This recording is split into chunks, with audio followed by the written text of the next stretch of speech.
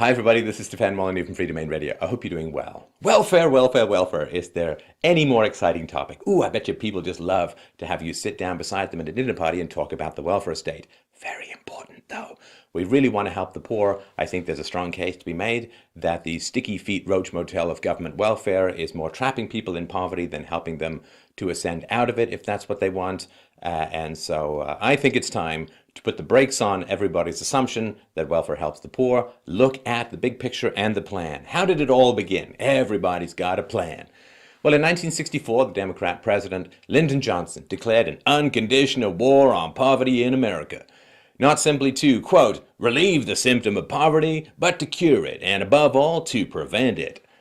How's that going? Well, as a result, growing perhaps like mushrooms or cancers, there are now 126, because you see 125 would be just too few, 126 federal anti-poverty programs. In constant dollars since the beginning of the war on poverty, federal spending has risen from $107 billion to $688 billion. That's a 640% growth. Total government spending, state, federal, local, has ballooned from $160 billion from the beginning to the war on poverty to $981 billion a year. Now, per capita, these figures are roughly halved, but the point is it was supposed to eliminate poverty, so you can't just say, well, it's per capita, it's supposed to get rid of it. The federal government, or the feds, have spent more than $21,000 for every person below the poverty level in America. That's over $63,000 for a family of three.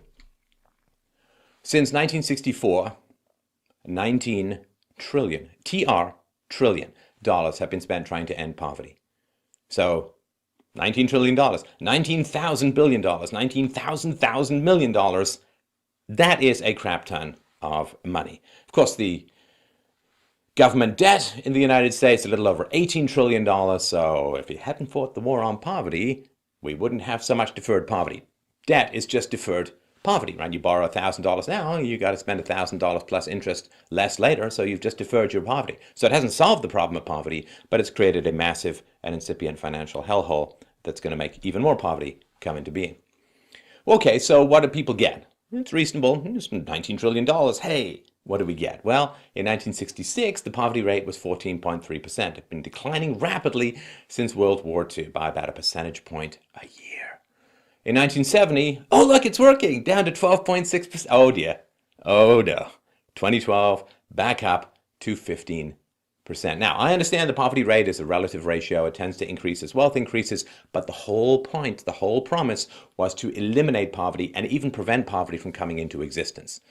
And just think of these as cancer rates. I've taken $19 trillion of your money to eliminate cancer and eliminate cancers even forming, and there's more cancer rates now than when I started. You might question the value of this anti-cancer money. Most decreases in the poverty rate occurred prior to 1972. In the last 40 years, less than a third of improvements have occurred despite the massive increases in spending. And poverty in general is not a massively long-term affair, at least it didn't used to be in America. So in a study from 1996 through 1999, only 2% of the US population was poor for 2 years or more. 34% were poor for at least 2 months. And then they got back out of being poor. So chronic poverty is quite rare, or at least it used to be. So here's the roller coaster from hell itself. This is a graph, very, very important to understand. I've shown this in the show before. Really can't talk about it too much. This is a poverty rate. And if you look at 1959, that was almost 19%. And then by 1968, it had dipped to a little over 9%, right? So it's a little bit more than a percentage point a year. And this was particularly true for what were considered the underclasses in America at the time, for blacks and so on. So people were getting out of poverty before the welfare state occurred.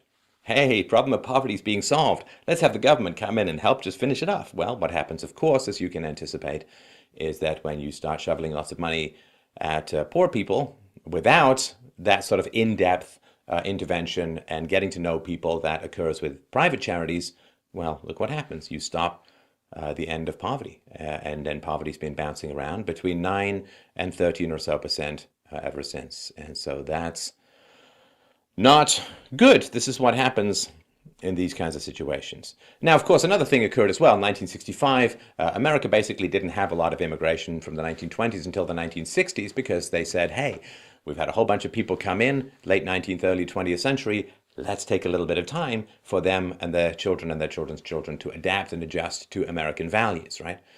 And in 1965, the government passed legislation that basically eliminated immigration from Europe, but opened up the floodgates to third world immigration, which resulted in a massive injection and increase in poverty, right? Immigration increases poverty because immigrants tend to be poorer than native-born citizens. And it works to depress wages. Why is there a growing income gap? But lots of reasons. One of the reasons is massive waves of unskilled or low-skilled or low-educated immigrants coming to America.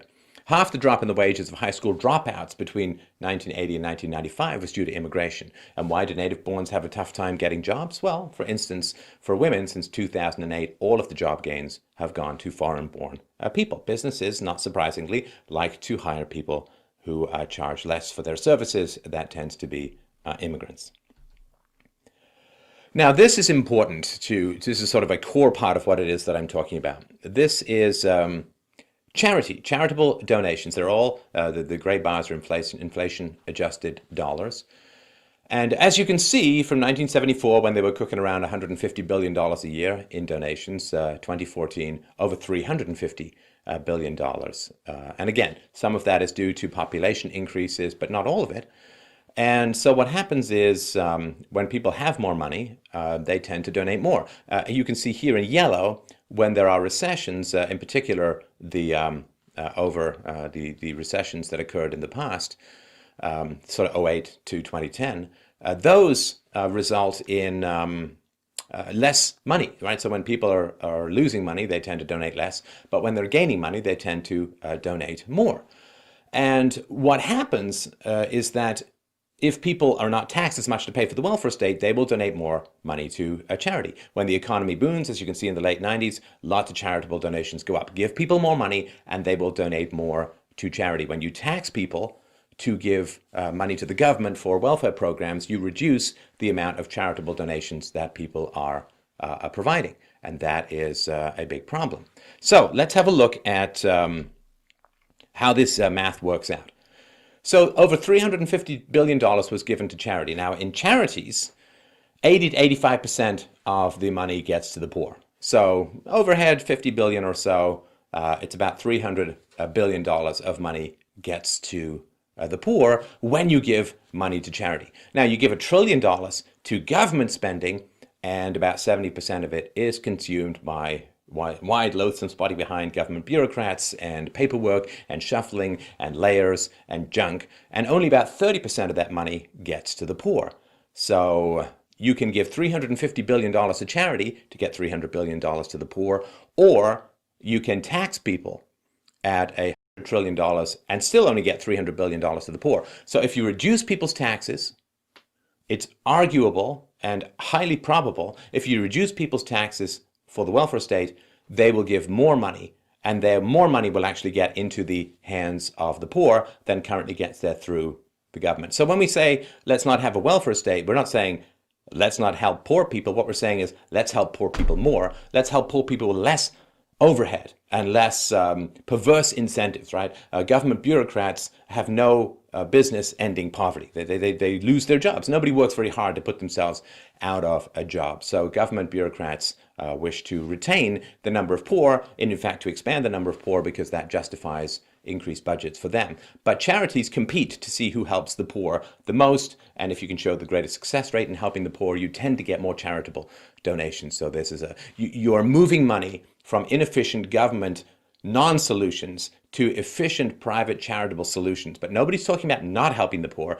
We're talking about actually helping the poor rather than fattening the wallets of middle management bureaucrats in the welfare agency. So this is really, really important. It's important to sit, pause, stew on this, really understand this, that it's much more efficient in terms of helping the poor to give money to private charities than it is to have it taxed and given to government bureaucrats.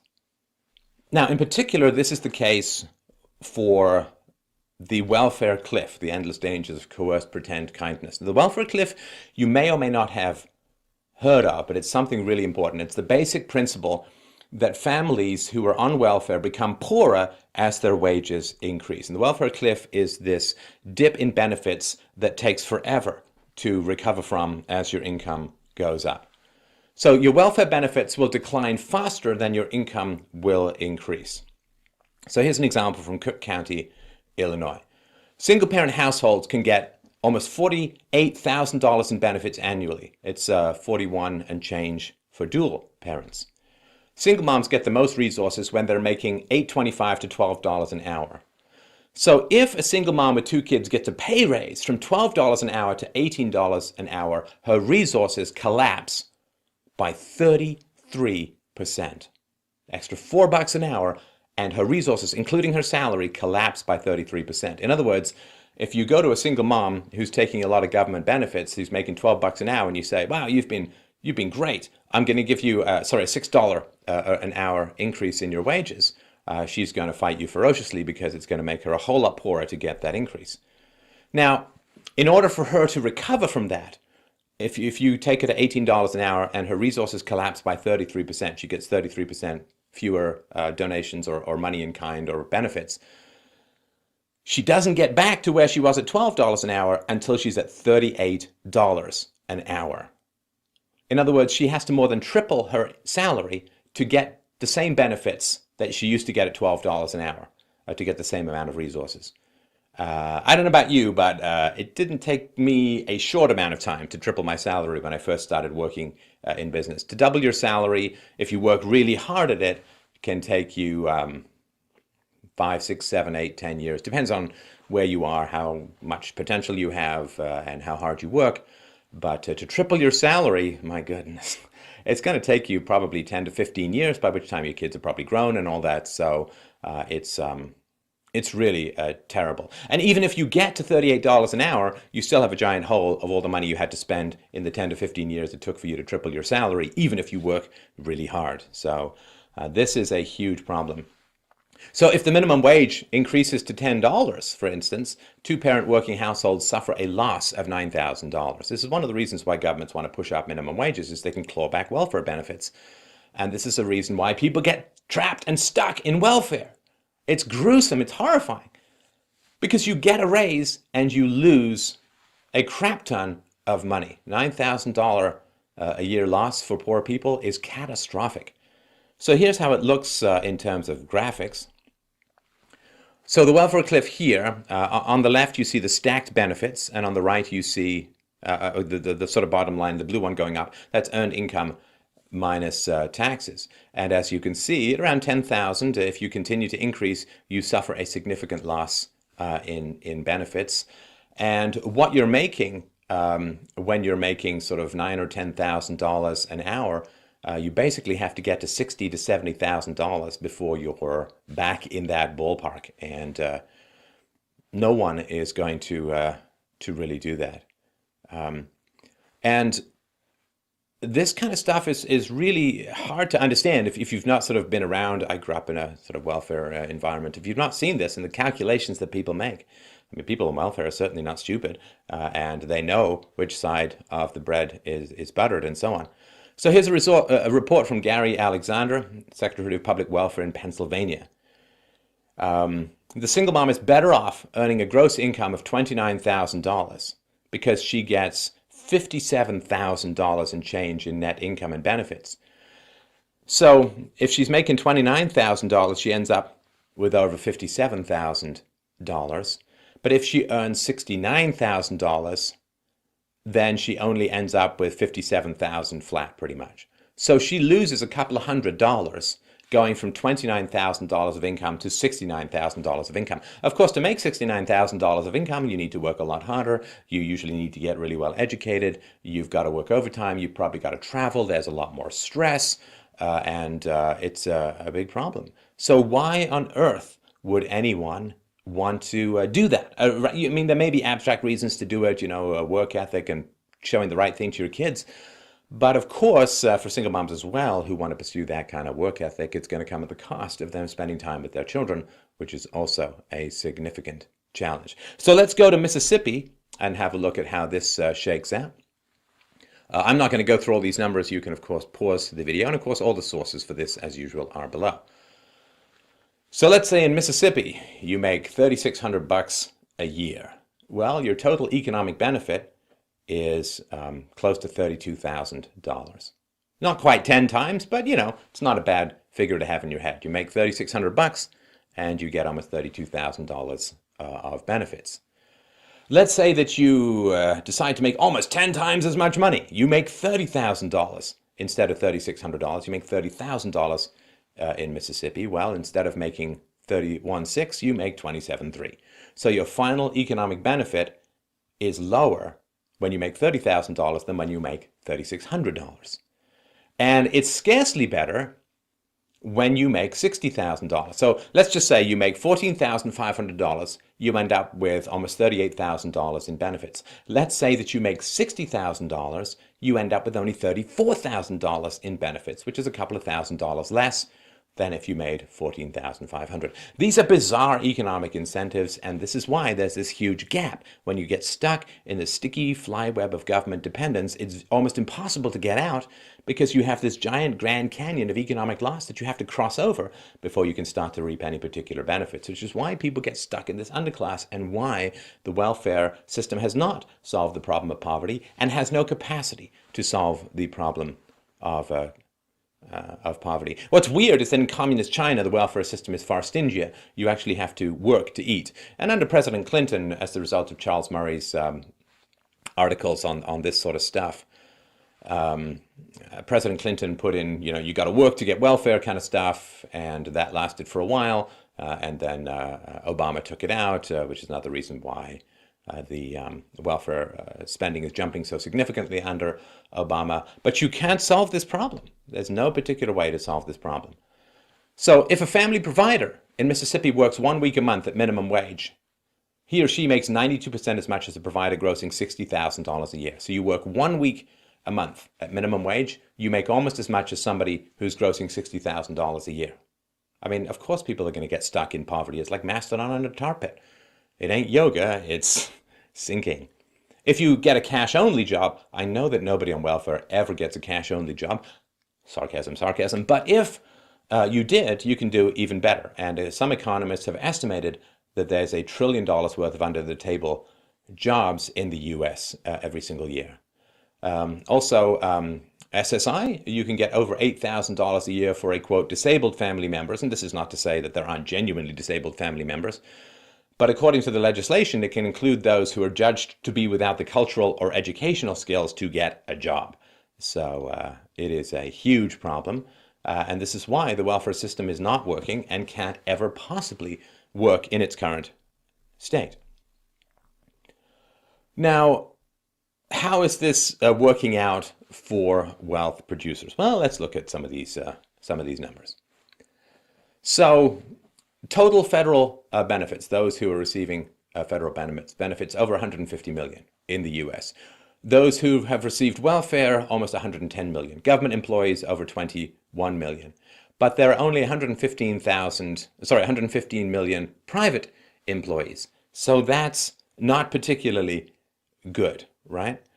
And so this is a massive, massive problem. Under the sort of received welfare, that's Americans who live in households that received benefits from one or more federally funded means-tested programs, also known as welfare, as of the fourth quarter of 2012. So for every person receiving welfare benefits, there are 1.05 people who are privately employed. That's not sustainable at all. So when you add those who are receiving benefits from non-means-tested federal programs like Social Security, Medicare, unemployment, and veterans benefits, if you add those numbers to those taking welfare benefits, it turns out that 153,323,000 people were getting federal benefits of some type at the end of 2012. In other words, for every person receiving federal benefits, there is only 3/4 of a person privately employed. This is absolutely, completely, and totally unsustainable. And can you imagine how gruesome it's going to be when the government runs out of money to pay for these dependents? Well, normally what they do is they go to war and they kill off the dependent underclasses, but that has become less likely as weapons of mass destruction have occurred. But there is going to be a brutal infliction of suffering among the poor in particular. I mean, some of them are going to shake off their lassitude and just go out and get jobs and so on. But a lot of people who are too old or who've just really adapted to a life of receiving benefits, and it's going to be brutal. And it is, of course, uncomfortable to change welfare policies in the present, but so what? It's uncomfortable to quit drinking if you're an alcoholic. It's uncomfortable to quit smoking if you're a smoker. But we do it because the results of not doing it are far worse. And this is going to be unbelievably brutal. And all of those who, like myself, for many decades have been warning people about exactly what's going to happen in the long run to these programs and to the poor people dependent on it. Well, somehow we're talked about as if we don't care about the poor. Like, hey man, why do you want to make the smoker uncomfortable? Just let him smoke, man. It's like, no, it's because I care about the smoker that I want him to quit. And so overall, I mean, welfare spending, Obama's 2011 budget had a 42% increase in welfare spending over 2008. And another reason why, of course, the poor are getting stuck in poverty is that women marry the state. There's been a huge collapse in marriage. The collapse of marriage is the predominant cause of child poverty in the US today. The welfare state is basically a single mom state. When the war on poverty began, only 7% of children were born out of wedlock. Today, that figure is over 40%. Most alarmingly, of course, the out-of-wedlock birth rate among African Americans is 72%. This is not the result of racism directly, of course. The African American family was much more stable in the 1920s through the 1950s. And there were times when black women were married at a more regular rate than white women. So unless somebody's going to willing to argue that racism was somehow less in 1920 than it is in the present, this out-of-wedlock birth rate is not occurring because of racism or slavery or anything like that. It is occurring because when you are poor and have perceived that you have fewer opportunities, the welfare state is more attractive. Right? I mean, I was born into a welfare family, but I really wanted to get out of a welfare family, felt that I had lots of opportunities, and then went ahead and, built companies and started podcasts, and I've been an entrepreneur for 20 years odd now. So I created jobs for like 200 people over time. So if you don't feel like you have a lot of opportunities, welfare is disproportionately beneficial to you. And if you feel, oh, I'm never going to make more than $20,000 or $30,000, then there's no point trying to get a job and improve your skills because you're never going to make more than welfare can pay you with only a little bit of work. So the collapse of marriage is pretty foundational. The degree to which blacks and other underclasses get stuck in the system is inevitable. Helping the poor. It's really a very, very difficult and complicated business. I mean, we all want to help the poor, of course we do, but helping the poor is really, really challenging. I mean, in this show, I've given out lots and lots of money to listeners. Some of it has been effective and some of it has been disastrous. I don't know. I'm not an expert. I just do what I think is right. And helping people get out of poverty is really tough. I mean, you want to give money to people to help them over a hump, but at the same time, some people will pretend to have diminished opportunities or, oh, my back aches, or just to get free stuff. I mean, unfortunately, there is the jerk factor in giving to the poor. The poor are not some uniform, like baby cheeping birds who just need worms or they're going to die. Some poor people are genuinely disadvantaged and need people's help. Other poor people are manipulative and fraudulent and making bad decisions, same as everybody else. And differentiating these two, the deserving versus the undeserving poor, is a very complicated operation because the undeserving poor, those who just want to game the system and defraud everyone and get free stuff, well, they try to imitate themselves as much as possible. It's like those frogs that are brightly covered because they're poisonous. And then other frogs say, hey, if I'm brightly colored, nobody will eat me either, even though I don't have any poison. The undeserving poor try to mimic the deserving poor as much as possible, and it takes intimate, on-the-ground, in-depth knowledge to differentiate the two. Such knowledge is not available to bureaucrats pushing paper 1,000 miles away in an air-conditioned office. Helping the poor is a very delicate operation, and the more delicate the operation, the less appropriate it is to use the might and power and blindness of government power to attempt to solve the problem. There's no competition in effectiveness among the welfare state. The bureaucrats don't get paid for every poor person who gets off the rolls, which is basically what happens in private charities because people want to give money to those private charities that produce the best outcomes. And so without competition in effectiveness, you end up with Soviet-style bread lines. In the Soviet Union, you wait for bread. In a capitalist country, bread waits for you. Just go look at the rows of bread in a bakery. So without competition for effectiveness, you get lassitude and ineffectiveness. Because when you have a job because there are lots of poor people, it's like being a farmer, being paid for your crop. Does a farmer go and burn all his crop? No. I mean, unless he's paid to by the government, but he doesn't do that. And bureaucrats in the government have no incentive to end poverty because poverty is the reason they have a paycheck. And, two basic principles of economics. Number one, all human desires are infinite, all resources are finite. Number two, people respond to incentives. You cannot set up a system where people profit from the existence of poverty and then expect them to eliminate poverty. That is completely insane. It's like setting up a record label and expecting it to destroy the music industry as a whole. Now, of course, the problem is that the welfare system has existed for so long that we actually have multi-generational welfare recipients now. People whose parents have taken welfare pretty much the whole child's existence, and maybe even their children as well. Get 3 generations of people stuck on welfare, particularly if there's teen pregnancies going on. It could be even 4. And so you have children growing up whose parents and grandparents have never had a job that they can see. The amount of human capital that gets destroyed by that is enormous, because you don't have someone who can say, oh, here's how you get a job, here's how you behave, here's how you deal with crappy bosses, here's how you deal with difficult customers, here's how you make sure you're on time. And that knowledge has all been lost. And asking people to now, hey, just go into the workforce is really tough, because all of the knowledge they might have been able to get from their parents has vanished into the giant sludge of welfare dependency, and that's a huge problem as well. I could go on and on about the problems.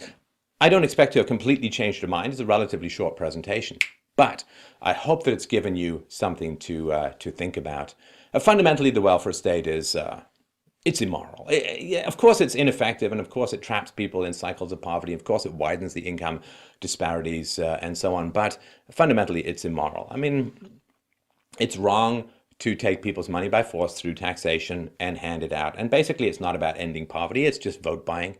It's just vote. I mean, the drip heroin feeding bag of poverty has now just created groups of people who want big government because big government gives them stuff, and they've lost any faith in their ability to compete in the free market. So it's just about buying votes. It's about maintaining social order and paying people off, because we all know that our social order is pretty bad and needs to change considerably. But rather than having people really get upset with the social order, you give them enough money to buy an Xbox, an internet connection, and Cheetos, and they're fine with that, right? So it's not about helping the poor. It's about maintaining social order. It's about buying votes. And it's about making sure that the bureaucrats who harvest the poor never run out of their crop. So I hope that you'll consider this as a reasonable critique, and I look forward to opening up a dialogue. I will have a look at the comments below. Tell me what you think. Tell me any way that I can improve this presentation, and I look forward to your subscriptions. I look forward to your support. This is a listener-supported show. You can go to freedomainradio.com/donate to help out the show, and thank you so much for watching. Please like, subscribe, and share.